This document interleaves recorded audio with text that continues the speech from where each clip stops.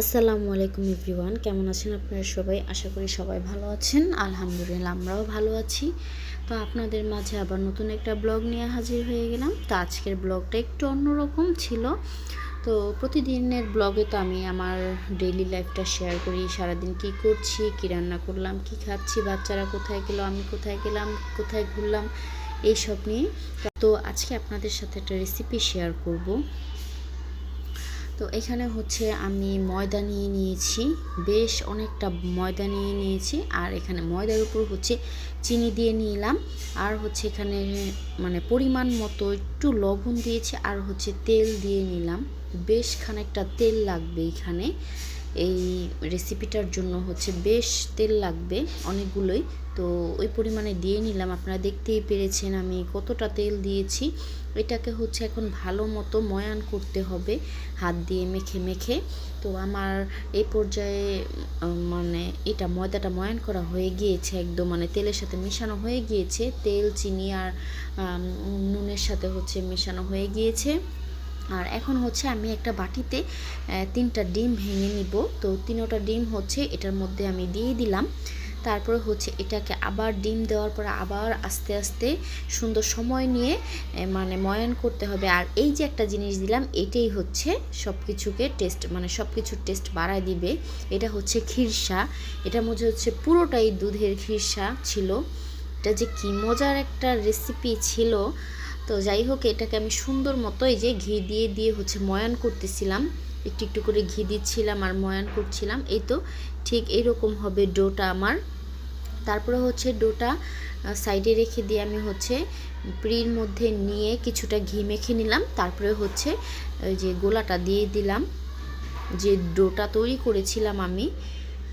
তো ওই ডোটা হচ্ছে তার উপরে হচ্ছে আর একটু ঘি দিয়ে নিব। আর বেলুনের মধ্যে হচ্ছে আমি একটু ঘি মেখে নিয়েছি। তো ঘি দিয়ে এই কাজটা করতে হবে। তেল তো যখন দেওয়ার সময় দিলাম, আর এখন তেলটা দিলে বেশি একটা ভালো লাগবে না। এখন হচ্ছে ঘি দিয়েই দিব, তাহলে ঘিয়ের একটা স্মেল আসবে, ভালো লাগবে। তো এটা আমি বেলে নিয়েছি একটু মোটা করে। তারপর হচ্ছে কুকি যে কাটারটা আছে, পিৎজা কাটার, একটা সাইডে হচ্ছে একটু ঢেউ ঢেউ দেওয়া, ওই সাইডটা দিয়ে হচ্ছে আমি একটু ডিজাইন করে নেব, যেহেতু আমার কুকি কাটার নেই বাসায়। তো এই তো এখন হচ্ছে আমি সুন্দর ছোট ছোট যাতে হয় বিস্কিটের মতন, ওইভাবে হচ্ছে কেটে নিয়েছি। এই তো আমার হচ্ছে কাটা শেষ। এরকম করে আমি সবগুলো ডো হচ্ছে রুটি বানিয়ে এইভাবে কেটে কেটে হচ্ছে বিস্কিটের মতো সাইজ দিয়ে নিয়েছি। আর সাইডে একটু ডিজাইনের মতন হয়েছে। তো এই তো আমি হচ্ছে সবগুলো এখানে বানানো সবগুলো এখানে বানানো হয়নি, যতটুকু বানানো হয়েছে। তো এখন হচ্ছে লাস্ট পর্যায়ে এগুলো হচ্ছে এখন ভেজে নিব।